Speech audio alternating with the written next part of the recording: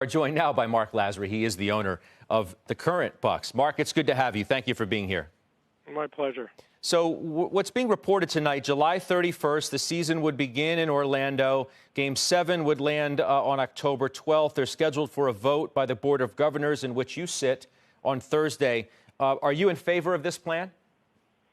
Yes. I mean, we're having our meeting Thursday at 12:30, and I think we'll vote on it. The question is, how many teams are going to be coming down? I think it'll be somewhere at a minimum 22 teams, and it could be a little bit more than that, but at the very least, I think we'll have about 22 teams down there. It sounds pretty interesting. A regular season, some play-in games, playoff games, so you'd have 16 teams that are currently holding playoff positions, and then 6 more teams within 6 games of the 8th seed in each conference. That's according to what sources are reporting tonight. That sounds like it could be a pretty exciting set of games that you could have.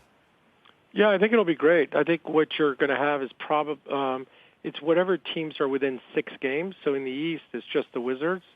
And in the West, you'll have about 5 teams. So they'll all play for that 8th and final spot. And then who's ever got the best record between 9 and 8, they'll then end up playing. So I think it should be great. It'll actually be fun for everybody. And it sounds tonight that you'll be a yes vote when that vote is taken on Thursday? Oh, it'll be a resounding yes vote. Yes.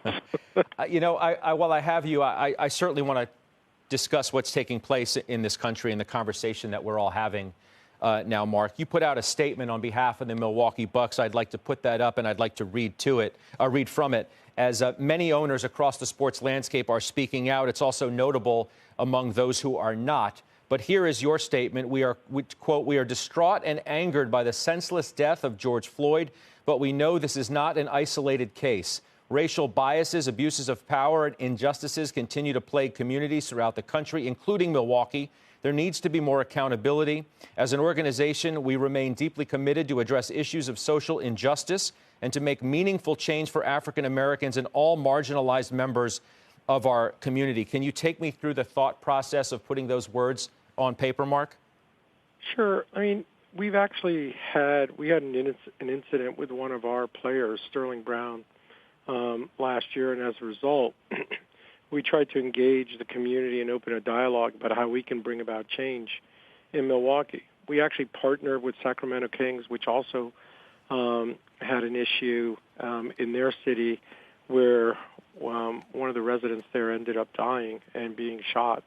And we've held 2 summits. We participated in a game at a local prisons. And look, all these conversations are helping, but what this is a systematic issue, and we need to make sure that our political leaders, not just federally but also locally, are taking this seriously. That's when you're going to get real change. I'm actually flying out to Milwaukee on Friday to meet with our players to talk about how we can bring about some of this change. Look, it's a real issue, and we need to do something about it. And, teams have been advising their players, in many cases, it's okay to speak out.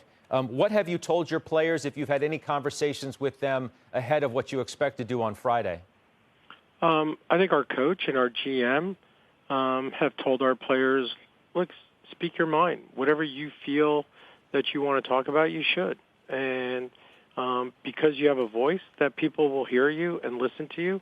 And hopefully because of that, we can end up creating some change. There is an awful lot of criticism tonight, Marc, for one of your fellow owners, Jim Dolan. Of course, he runs Madison Square Garden Networks. He's the owner of the New York Knicks, who said in part, quote, as companies in the business of sports and entertainment, we are not any more qualified than anyone else to offer our opinion on social matters. When you hear something like that from one of your fellow owners, what do you think? Look, I think everybody is entitled to their opinion. However, I think when you've got issues such as this, you do need to speak out. You do need to bring about change. And I think we are in positions of influence, and we should use that position to try to bring about that change. I would just respectfully disagree with Jim, because I do think we have an obligation and a responsibility. Marc, I appreciate your time very much. Thanks for calling in. We'll talk to you soon.